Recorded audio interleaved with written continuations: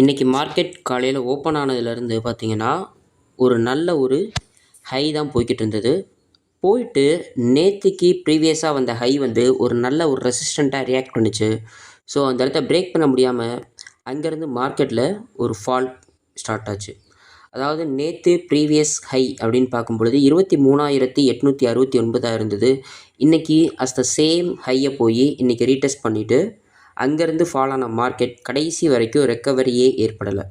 So இன்றைக்கி அந்த மார்க்கெட்டோட ஹை அப்படின்னு பார்க்கும் பொழுது 23,867 இன்றைக்கி லோ அப்படின்னு பார்க்கும் பொழுது 23,685 இருக்குது.